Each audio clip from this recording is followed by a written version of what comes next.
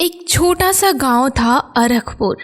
इस गांव में एक सुभाष नाम का व्यक्ति रहता था, जिसके 4 पुत्र थे, प्रदीप, दीपक, पंकज और सोनू, जिसमें 3 भाई एक साथ रहना पसंद करते थे।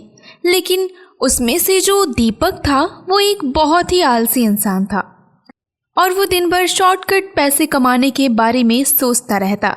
एक दिन उसका बड़ा भाई प्रदीप उसे समझाता है, देखो दीपक, शॉर्टकट पैसे कमाने का रास्ता छोड़ो और हम लोगों के साथ हमारे खेती बाड़ी में मदद करो। बस इतना ही सुनकर दीपक गुस्से से घर में जाता है और अपने माँ से बोलता है, हर कोई मुझे ही ज्ञान देता है, जैसे कि मैं कोई अनपढ़ गवार हूँ।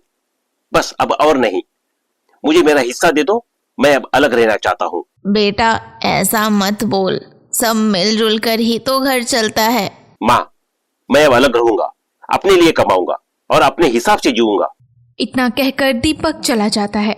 फिर रात का समय होता है। तीनों भाई एक साथ बैठकर खाना खाते हुए आपस में बातें करते हैं। ये लड़का दिन ब दिन हाथ से निकलता जा रहा है। मैं 10 दिन में शहर जा रहा हूँ, मुझे मेरे हिस्से की जितनी जमीनें हैं दे दो, मैं उसे बेचकर शहर चला जाऊंगा। पिता को दीपक की बातें सुनकर आंखों में आंसू आ जाते हैं, लेकिन किसी भी तरह से अपने आप को समझाकर पिता बोलते हैं, ठीक है, जाना है तो जा, लेकिन याद रख, परिवार की छाया हर तूफान से बचाती है। आप लोग डराकर मुझे रोक नहीं सकते। कुछ दिन बाद दीपक अपने हिस्से की जमीन बेचकर शहर चला जाता है। शहर में दीपक को धीरे धीरे 1 साल बीत जाता है और एक दिन अकेले ही कमरे में अपने आप से बातें कर रहा था। घर में कम से कम माँ की आवाज तो सुनाई देती थी, यहाँ तो दीवारें भी जवाब नहीं देती। इतना दिन हो गया, माँ की रोटी, भैया की डांट, पापा की चुप्पी, सब याद आ रही है।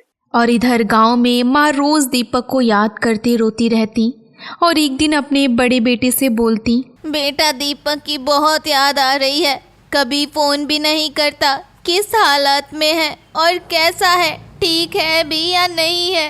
तभी प्रदीप दीपक को फोन लगाता है और दीपक जब फोन उठाता है तो प्रदीप की आवाज सुनते ही रोने लगता है और बोलता है, मुझे माफ कर दो भैया, अब मैं कभी अलग नहीं जाऊंगा। मुझे सब समझ में आ गया है कि एकता ही सबसे बड़ी ताकत है। अगली सुबह दीपक गांव आ जाता है। फिर खेत में चारों भाई एक साथ। तभी दीपक मुस्कुराते हुए बोलता है, अब जो भी करना है हम साथ मिलकर करेंगे। अकेले चलने से मंजिल नहीं मिलती, पर साथ चलो तो रास्ता भी आसान लगता है। दोस्तों, आप लोगों को ये कहानी कैसी लगी प्लीज़ कमेंट करके बताएं और ऐसे ही मज़ेदार कहानी के लिए दीपक गुप्ता शॉर्ट फिल्म को सब्सक्राइब करें।